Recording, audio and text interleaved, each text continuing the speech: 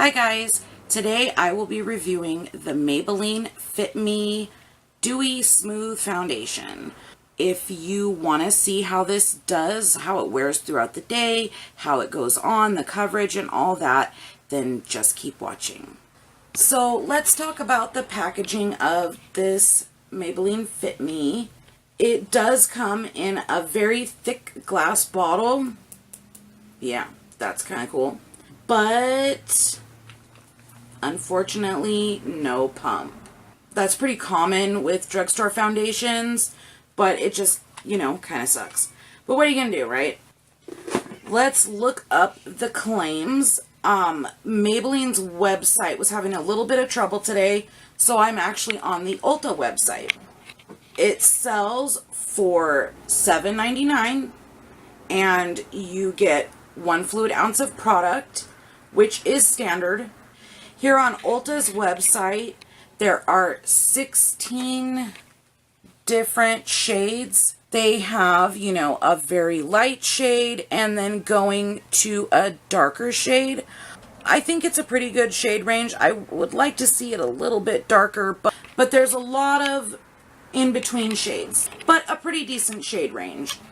It says it's a face makeup that fits you.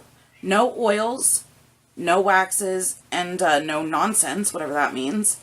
It's supposed to blend seamlessly for light to medium, natural coverage that leaves skin the way it was meant to be, fresh, breathing, and flawless. The exclusive translucent base and lightweight pigments allow skin's natural highs and lows to show through. It's non-comedogenic. I'm not good at pronouncing things, so if I said that wrong, sorry. So it won't clog your pores. Dermatologist tested. It's got SPF 18 in it. I'll be doing a flashback test, but not in the shades Toffee and Mocha, apparently. True Shade Gel Foundation merges with your natural skin tone. Darker shades specifically formulated for women of color with no ashiness. Unfortunately, I can't test out that claim. Sorry about that. It says to use it, you apply smoothly and evenly to your face and blend with your fingertips. Okay. There's a shade finder there too, which might make it a little bit easier for ordering online if you go to the Ulta website. Like I said, the Maybelline website was having some trouble and nothing would load, so that's why I went with Ulta. Even though I did not get this on Ulta. Well, I didn't get this at all. This is actually my daughter's foundation, and she's letting me review it. But she got it at Walmart. And she doesn't remember how much it cost, but $7.99, that's about right. So I was already planning to do the brush and the makeup sponge, but since the Ulta website said to blend it with your fingers, I think I'll do all three. So I'll blend with my fingers on my forehead, and then I will do the rest of this side with the sponge and the rest of this side with the brush, and just see how it goes. You may notice that there is a chunk missing out of my blender. That would be this little guy's fault here. Yes. The blender was sitting out and drying, and little Mr. Pythos over here decided that he was just going to play with it and eat a chunk out of it because him naughty. Look at that face. Look. He looks like a troublemaker, doesn't he? Yeah. Let's do this thing. Now, like I said, this is actually my daughter's makeup, and she's just letting me review it because she's awesome. Thank you, Annalee. So it's going to be a little bit too light for me because she's a little bit lighter than me, but that's okay. The color that I'm using is 225 Medium Buff, and I have already washed, moisturized, and primed, and I will put that information in the description.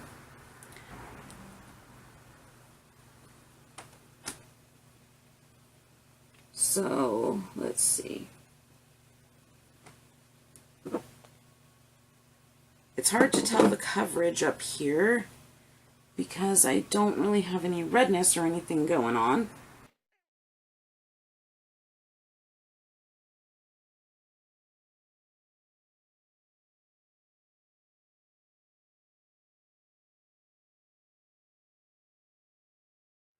I don't know how much of this I should be using.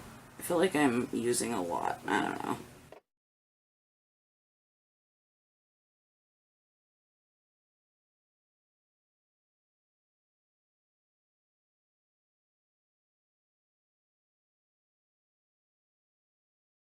I have fingers on the forehead. I have the beauty sponge over here, and I have the Sigma F80 brush over here.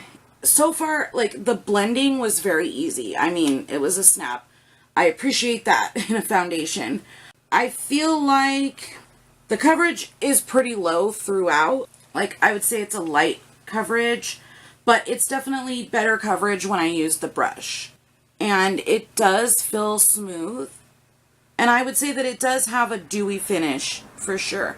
I do see a glow, and I actually really like that, so that's a good thing. It feels like it's setting already, which is pretty cool. I'm going to see if it's buildable. I'm just going to try to see if I can get this to like a medium coverage at least. So I'm going to do my fingers up here, and more blending over here, or more beauty sponge over here, and more brush over here, and just see what happens.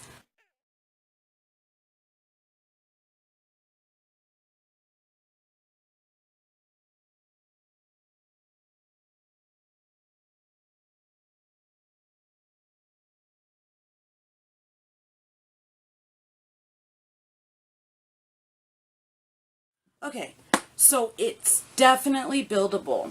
I built it up with fingers, I built it up with the sponge, and I built it up with the brush, and it worked all three ways. I would say that, you know, I still am getting the best coverage with the brush.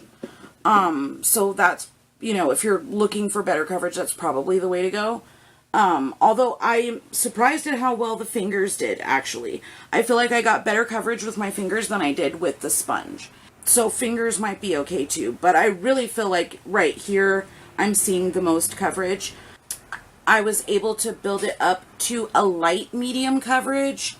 I mean, I wouldn't exactly call it full medium because, you know, I can still see, you know, some freckles coming through and things like that. But it definitely did even out my skin tone. All the redness is gone, and that's a really good thing. And it's got a really smooth finish. They're right about that. I mean, I feel like it looks really good. Really good. And I don't really see it settling into anything so far. I don't see it settling into fine lines. My pores are looking pretty good. My pores are looking pretty good. This is the brush side. This is the sponge side, and this is the forehead.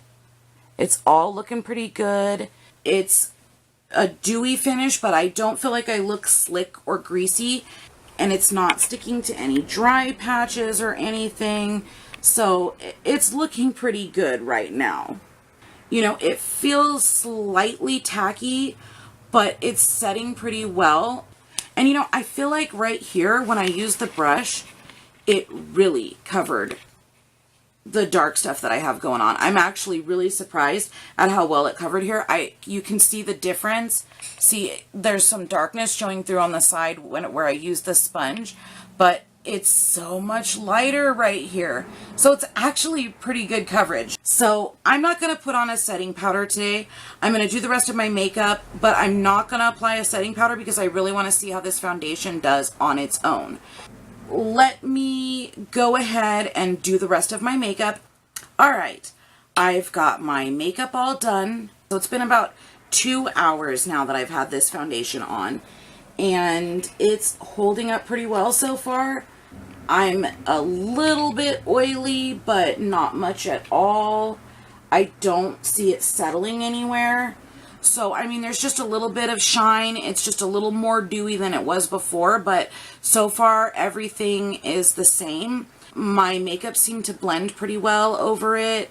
So, and that's without setting it, so that's pretty good. You know, it does feel set. It doesn't feel tacky. In the oilier areas, it does kind of feel like it might be ready to come off. Like it might wipe off if I touch it. But, you know, over here where it's less oily, it feels set still. I don't see any separation or anything like that. So far it's doing okay, but it's only been a couple of hours, and really every foundation should make it this far.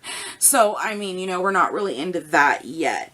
Yeah, I will check in with you guys in a few more hours, and then a few more hours after that, see how it's... Okay, I'm checking in to see how this foundation is doing. It's like 7:30, and I just got done doing some homework. So I thought I'd check in. So I'm noticing that I'm looking a little shinier, but not too bad. The foundation is, there's my finger. The foundation is starting to come off a little bit where it's oily, but it's still on pretty well, even though, like, you can see where it's a little bit red right here where I've been touching my nose. Sorry, the lighting's funky, but yeah, you can see where I've touched my nose, but it's on the rest of my face for the most part still. And like I said, this is without a setting powder, so it would probably do better if I did use a setting powder, but I just wanted to see how it would hold up. I don't see it separating anywhere, which is good. So it's just kind of oily looking, which, like I said, a powder would help. So far so good, and I'll see you in a few more hours. Final check-in time. So it's about 11 o'clock p.m. I put this foundation on at around 2 o'clock in the afternoon. I forgot to mention that earlier, but that's what time it was. So I think there's enough time to see how this foundation does in a typical, you know, day of wearing it. I would have liked to have worn it longer, but, you know, things are the way they are. As you can see, the foundation is very slick and shiny, and, you know, it slides right off. But other than that, it's holding up really well. I mean, it's just a slick mess at the moment. But if you notice under my eyes, it's not acting the way that it is on the rest of my face, and that's because when I used my concealer, I did set that with a powder. I think that if this had been set with a powder, then it would be perfectly fine right now. This oil is just a matter of not having powder on. Okay, so the finish, I mean, there's really no better way to describe it than dewy and smooth. I know that that was the name of the foundation, but they really just described that the way that I would have described it. I've never tried the matte and poreless formula personally. I have seen it in reviews and stuff like that, and I'm guessing that it's probably a very similar formula because it did go on so smoothly, and, you know, it didn't sit in my pores or anything, so I did look kind of poreless, you know. I mean, so I'm guessing that it's a similar formula, but it just had the dewy look to it, which I actually like better than matte, so that was kind of cool.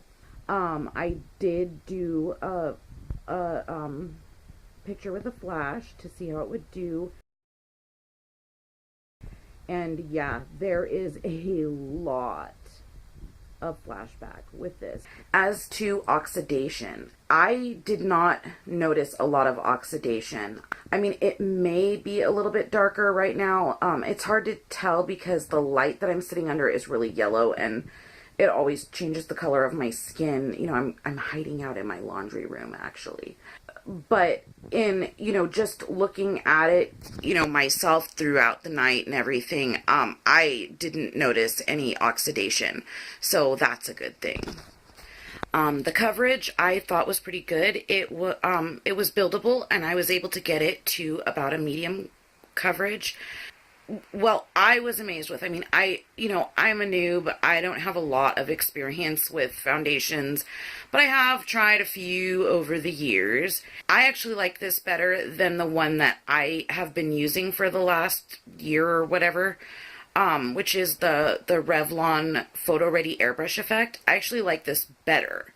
I felt like I got more coverage with this than I do with, you know, my regular foundation that I've been using. It also seemed to set itself pretty quickly. I appreciated that. You know, I personally would have also used a powder, but it did set itself. And I think that it's pretty safe to say that it lasts because, like I said, if you look right here where I had put on my concealer and then a setting powder over the concealer, it is lasting. So I would say that it does last a good amount of time.